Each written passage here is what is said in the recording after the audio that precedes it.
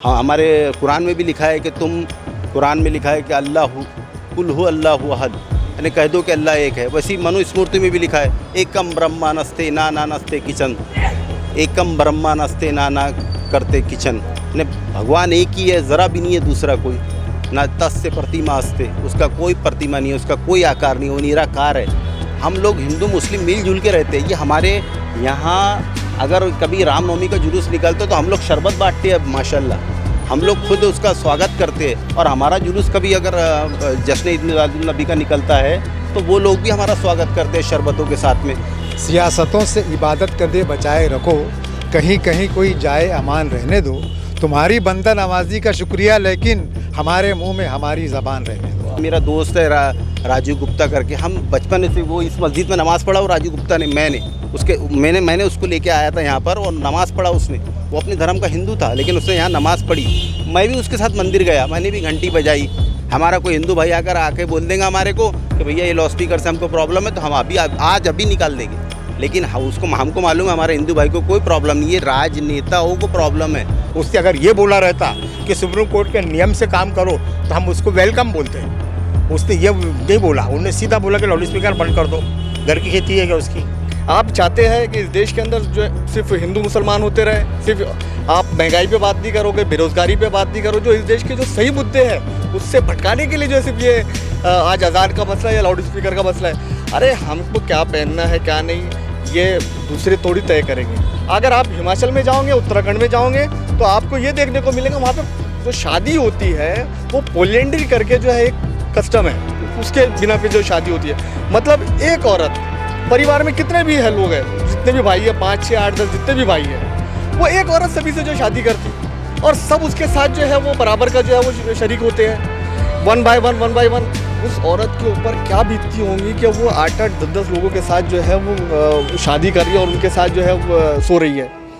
तो ये सुधार नहीं होना चाहिए कि ये सुधार होना चाहिए, इसके ऊपर पहली बात होना चाहिए। सुबह उठ के मंदिरों में आरती होती है, कभी मुसलमानों ने कोई ऑब्जेक्शन नहीं लिया कि मंदिरों में आरती क्यों होती है। अगर मेरा मंदिर के घर के बाजू में मेरा घर है तो मुझे कोई प्रॉब्लम नहीं ना। ये इस देश में संविधान ने, डॉक्टर बाबा साहब अम्बेडकर ने सभी को बराबर का अधिकार दिए। आज तक अजान से प्रॉब्लम नहीं थी। पता नहीं इनको 2024 का एक नैरेटिव सेट किया जा रहा है, हिंदू मुस्लिम करके जो है ये इलेक्शन को जीतना चाहते हैं। इसलिए कल हिजाब पे बात हुई, उससे पहले जो है गौमास पे बात हुई, आज जो है वो अजान पे बात हुई, कल कोई दूसरे मसले पे बात होंगी। कल ये भी बोलेंगे कि इस देश में जो है जो अगर मुसलमान अगर शादी करते हैं तो वो निकाह पद्धति से नहीं होना चाहिए, वो साथ फेरे लेना चाहिए। तो हम तुम्हारे हिसाब से नहीं चलेंगे। मेरा नाम है रियाज अहमद खान। सियासत जो चल रही है महाराष्ट्र में, राज ठाकरे ने कहा है कि अगर आप जो लाउड स्पीकर नहीं हटाओगे तो हम जो है हनुमान चालीसा आपके मस्जिद के सामने पढ़ेंगे। किस तरह से देखते हैं? देखिए, ये एक राजनीति का फंडा है जिसकी हवा वो 1 महीने से भर रहे हैं गुब्बारे के अंदर, और कहीं ना कहीं उसकी हवा महाराष्ट्र पुलिस ने आज निकाल दी। ऐसा है कि ये सियासत के बगैर बात करेगी अगर यदि, तो बहुत अच्छी बात है। हमारे बाजू में यहाँ राम मंदिर है और यहाँ पर ये मुश्किल से 300-400 मीटर पे राम मंदिर है। जब वो भजन कीर्तन अगर वो करते हैं और अगर वो एक हनुमान चालीसा है, जय हनुमान ज्ञान गुण सागर, तो वो हमको बहुत अच्छा लगता है। जब वो स्पीकर के अंदर हमारे भी कानों में सुनाई देता है तो हमको भी अच्छा लगता है, मन को तसल्ली होती है कि भैया कहीं ना कहीं ज्ञान गुण सागर हनुमान जी का पाठ हो रहा है। वैसे अगर हमारी मस्जिदों के अंदर भी अगर माइक पे अजान होती है तो हमारे हिंदू भाई और हमारे मुस्लिम भाई सभी को अच्छा लगता है।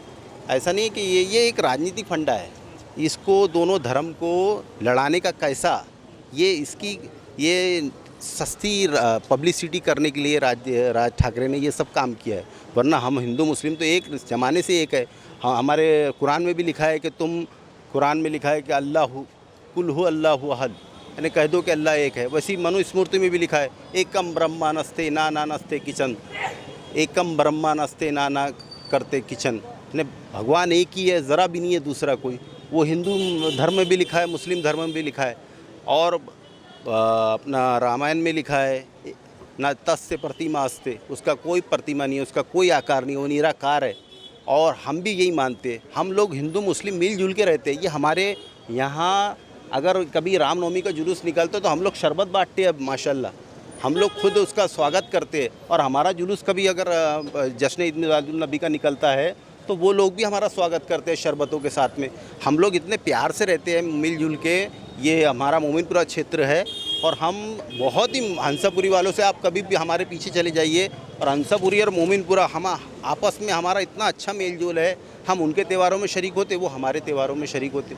ये राज ठाकरे हमारे बीच में तलवार लटका के हमारी गंदी राजनीति को यानी राजनीति करके हमारे दिलों को ख़राब करना चाहता है, ताकि हमारे दिल में आज मेरा दोस्त है राजू गुप्ता करके, हम बचपन से वो इस मस्जिद में नमाज़ पढ़ा और राजू गुप्ता ने मैंने उसको लेके आया था यहाँ पर और नमाज़ पढ़ा उसने।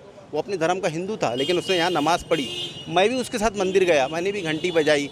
तो हम लोग की इतनी मेलजोल दोस्ती है, हमारे इतने अच्छे संबंध है, मधुर संबंध, और हर किसी के यहाँ एक में एक से मधुर संबंध है हंसापुरी और मोमिनपुरा के बीच में।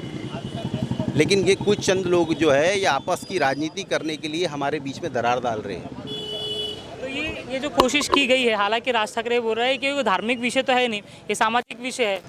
लाउड स्पीकर से लोगों को परेशानी हो रही है, अगर उसका आवाज़ कम कर दी तो कोई प्रॉब्लम नहीं है, वो ऐसा क्यों नहीं किया जा रहा है? कर दिए ना, आवाज़ भी कम कर दिए, सब कर दिए। ये बिला वजह का फंडा है। ये उन्होंने कहा आवाज़ कम कर दो, कम कर दिए। यूपी में तो कई बेचारों ने, मुस्लिम भाइयों ने अपने माइक निकाल के रख दिए, जहाँ 4 लगे थे वहाँ 3 निकाल के रख दिए। और क्या करेंगे?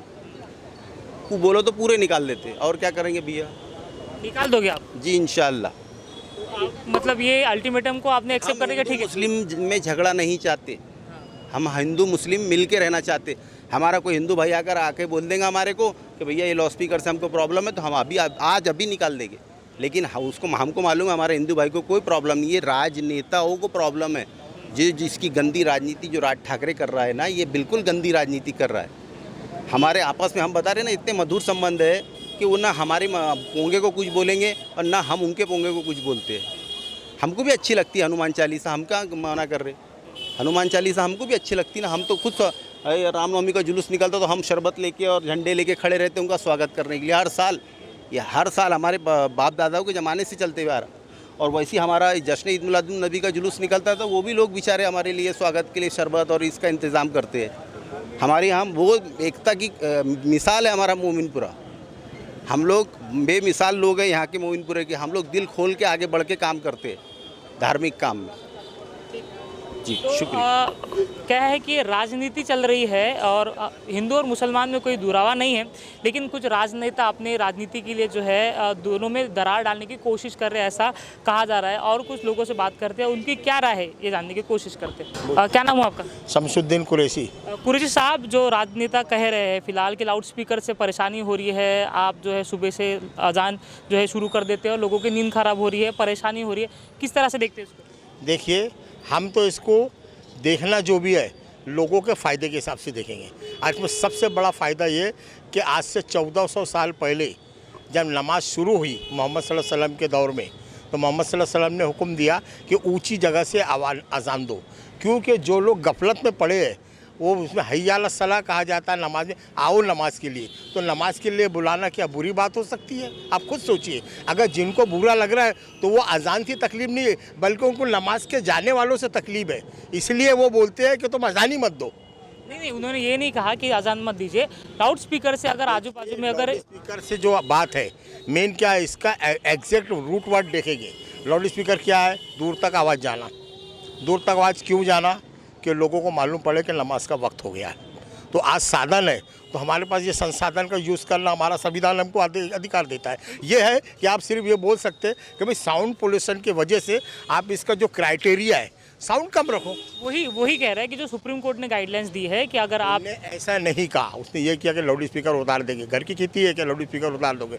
आप तो सीधा सीधा धार्मिक उत्पाद पैदा करना चाहते हो। ये सब जो है कि धर्म के लोगों को उचकाओ ताकि ये कुछ बोले और फिर हम पूरे इसके अंदर में दंगे भड़का दे, ये कर दे वो कर दे। तो इतना समझदार हिंदू मुस्लिम दोनों है, हाँ, है ना? राजनेता के हिसाब से नहीं जाएंगे ना? तो राजनेता के हिसाब से नहीं जाएंगे। मैं समस्त जनता से ये मेरी निवेदन है कि आप इस तरह के भड़काऊ भाषण वाले लोगों को बिल्कुल तरजीह ना दें, क्योंकि अजान आज नहीं हो रही है, अजान पहले से हो रही है। और ये जो आप बोल रहे हो, तो फिर आप अजान ही क्यों बोल रहे हो? फिर आप सारे लाउड स्पीकर को बंद करने के बाद क्यों नहीं करते? अगर आपको इतना दर्द है तो करो ना, पूरा सब बंद करो। जो गवर्नमेंट ने, जो सुप्रीम कोर्ट ने जो आदेश दिया है कि इसका जो साउंड का जो नियम है उसकी क्राइटेरिया के हिसाब से उतना साउंड रखो, ठीक है। आप वो बोलते ठीक है ना, उसका एक सेट करो और वो उसी हिसाब से साउंड रखो, सभी साउंड रखो। आपको लगता है कि ये सुप्रीम कोर्ट के नियम का पालन हो रहा है हर जगह से? तो मैं मस्जिद की बात नहीं कर रहा, मंदिर में भी या फिर बुद्ध विहार में भी, ठीक है। देखिए, सुप्रीम कोर्ट का पालन हो रहा है नहीं हो रहा, ये मेरे लिए ये नहीं है। पालन मैं करूँगा तो मैं देश हित में काम कर रहा हूँ, अगर मैं पालन नहीं करूँगा तो मैं देश के विरोध में काम कर रहा हूँ। तो सबसे पहले बोलने वालों को चाहिए कि खुद भी सुप्रीम कोर्ट के नियम का पालन कर रहा है क्या। उसने अगर ये बोला रहता कि सुप्रीम कोर्ट के नियम से काम करो तो हम उसको वेलकम बोलते। उसने ये नहीं बोला, उन्होंने सीधा बोला कि लाउड स्पीकर बंद कर दो। घर की खेती है क्या उसकी? वो कुछ नहीं, अपने आप को चमकाने के लिए और राजनीति की रोटी सेकने के लिए इस तरह के भांडनबाजी लोग ये करते हैं और इनको हम कोई वैल्यू नहीं देते। एक सवाल ये है, आपने उन्हें भाषण में, जब औरंगाबाद में भाषण हुआ तो उन्होंने एक कहा कि मुसलमान जो है रास्ते पर नमाज़ पढ़ते हैं, ये अधिकार आपको किसने दिया, ऐसा उन्होंने सवाल किया। मैं सबसे पहले सबको ईद मुबारकबाद कहता हूँ। मैं वसीम लाला। ये जो राज ठाकरे साहब जो लाउडस्पीकर का जो मुद्दा उठाया है, सबसे पहली बात तो ये भारतीय जनता पार्टी का एजेंडा चला रहे हैं। इन्होंने कोविड में बैठकर सिर्फ घर में आराम किया है और आज हमारे नागपुर शहर के अंदर में हमारे कौमी दावत इस्लाम, ताज का लंगर, ऐसे बहुत ऐसे हमारे संस्थाओं ने कोविड में भी काम किया है। और ये जो राज ठाकरे जो ये स्पीकर का, लाउड स्पीकर का जो मुद्दा उठा रहे हैं, ये जनता की महंगाई का ध्यान भटकाने के लिए ये मुद्दा उठा रहे हैं। जो आज गैस सिलेंडर्स के रेट बढ़े हुए हैं, आज पेट्रोल के रेट बढ़े हुए हैं, आज ये महंगाई का जो सरकार जो बैठी हुई है केंद्र में, ये सरकार ने आज जनता के नागरिक को परेशान कर दिया है। आज रोजगार के बारे में, आज रोजी रोजगार के बारे में जो आज जनता परेशान हो रही है, इस मुद्दे को भटकाने के लिए, इस मुद्दे को हटाने के लिए इन्होंने एक एजेंडा तैयार करके राज ठाकरे साहब को दिया है कि तुम इस जातिवाद का एजेंडा चलाओ और नागरिकों का, भारत के नागरिकों का, ये सर्वधर्म संभव का देश है भारत देश। इस नागरिकों का, यहाँ के नागरिकों का मन भटकाकर उन्हें ये लाउड स्पीकर जातिवाद के ऊपर उतारा जाए।